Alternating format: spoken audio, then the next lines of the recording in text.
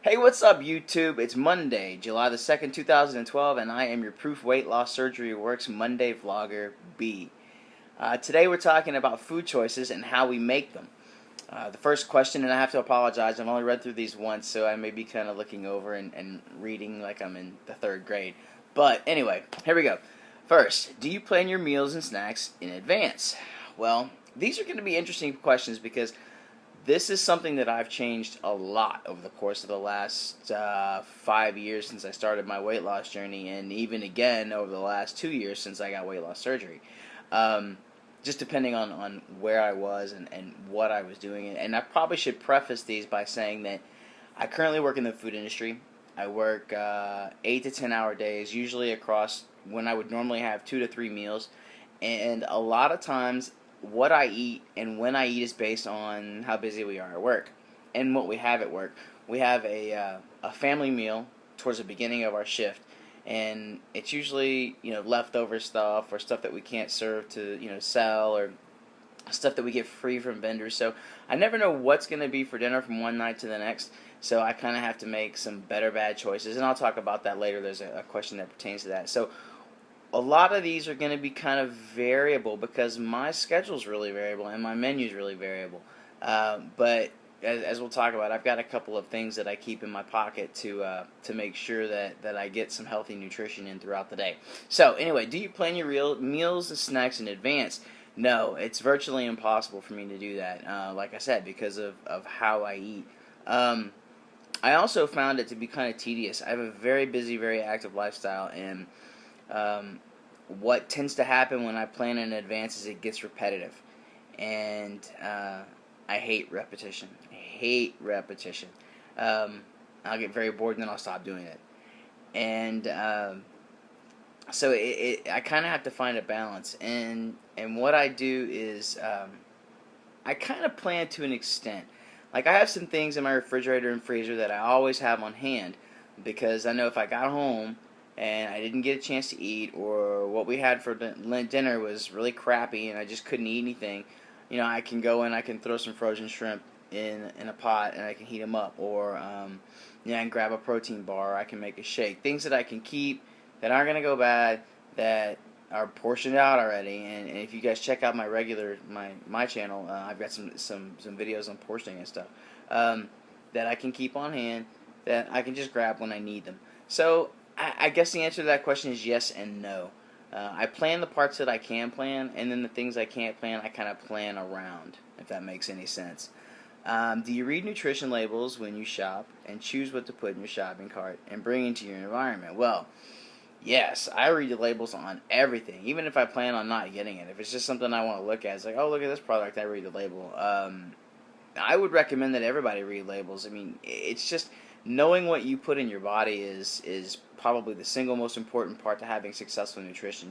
That there are so many things on the front of a container that may lead you to think that what you're eating is healthy, and then when you read the back of the container, and not even talking about the ingredients, just the nutrition facts label, you'd be surprised. You would be really surprised. Things that say 97% fat-free, how much fat is actually in them when you look at the calories from fat versus the total calories.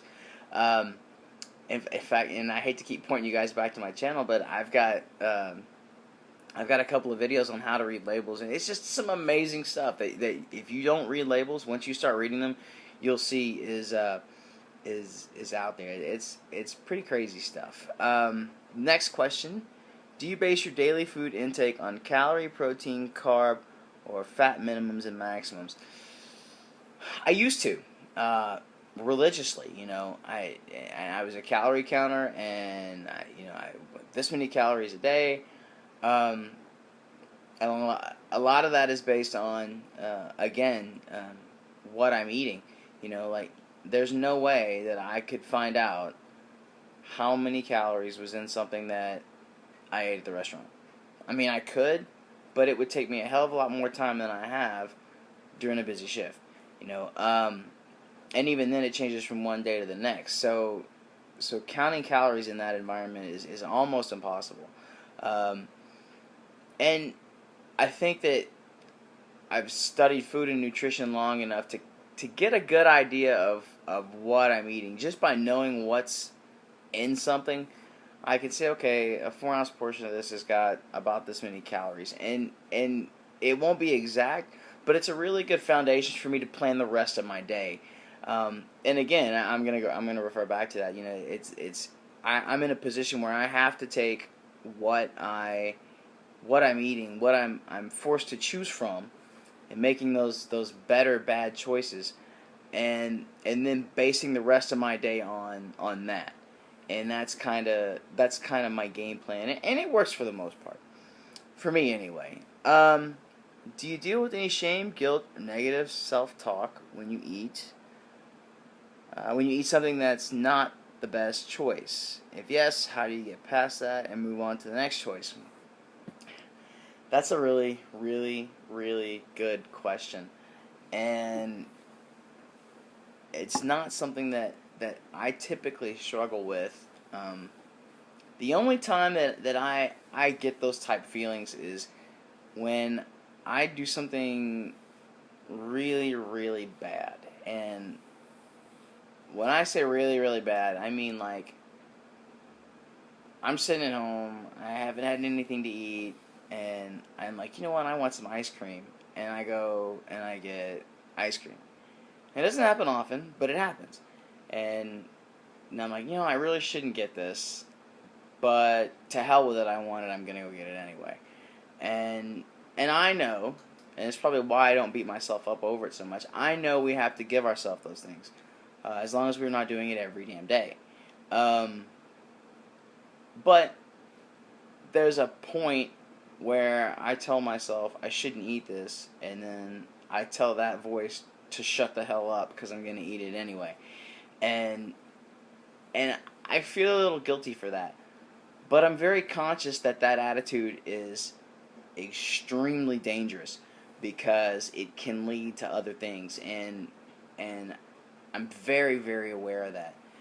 And I do feel a little guilt from having that feeling, but I know that, okay, I'm gonna have some ice cream and that's it. Or I'm at a restaurant and I'm with some people and I have to make a decision on what to eat, and I'm not gonna be that guy that's like, oh, I can't eat anything. And I have to pick something to eat that's probably not the healthiest choice in the world. I don't feel any shame or guilt. Again, like I said, I know we have to give ourselves these indulgences, and I know sometimes life is about making better bad choices. But we have to be aware, and I make certain to make myself aware that, okay, I made a bad decision, or okay, I didn't eat the best thing in the world, and next time I eat, I got to make it good. You know, I have to it's all about constantly making yourself aware of what you're doing, and not just doing things out of habit, out of reaction, out of mixed emotion, out of what you're feeling or what someone else is telling you to do. Every food decision you make has to be a conscious decision, and if it's not, you're going to get yourself into trouble. And that's something that I'm constantly struggling to not struggling, I'll say I'm constantly making sure that I make myself aware of. There was another part to that. The thing is, the overall thing with making these bad choices, you know, I use this analogy a lot, is if you're driving to Disneyland and you turn right when you should have turned left halfway through your trip, are you going to turn around and go back home because you made a wrong turn? No, you're going to punch in your GPS, where the hell am I, and you're going to get back on the road, you're going to keep going again. It's the same thing. You've done way too much work to get where you are, to just quit because you made one bad choice. So yeah, that's bad choices. Who has made the greatest impact on you in the journey? Wow, that's a tough question. What or who has made the greatest impact on you in the journey when it comes to how you make food choices? There are a lot of people, mostly in this community, who influence me in many different ways. But there's somebody, one person, and I met this guy many years ago, uh, right after my big moment, my aha moment, my decision to do something about my life.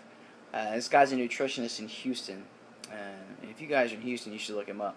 His name is Keith Klein, and he's got a website, and he's the national radio show and all this stuff. But this is a guy that he's a nutritionist, but he's also a I won't call him a therapist or a psychologist, but he's not a nutritionist like the nutritionist at your doctor's office. He did 2 years of clinicals in a health facility that deals with overweight and obese people, and in fact, he specializes in weight loss and relapse prevention for obese and overweight people and professional athletes, which I didn't realize was such a big deal, but apparently it is. And he taught me just about everything I know about food choices, nutrition, and how to live my life without letting those decisions and those choices control my life. Making my own choices based on the information that I have. So yeah, Keith is something else. He's definitely the biggest tool in my arsenal. But anyway, that's it. That's being food choices. I hope you guys got something out of this. Again, make sure you tune in tomorrow for another Proof Weight Loss Surgery Works video. Check me out next Monday and on my personal channel. I hope to update that this week. As always, thumbs up, don't thumbs down, subscribe, tell your friends, and come back and see us. Take care, guys. Bye.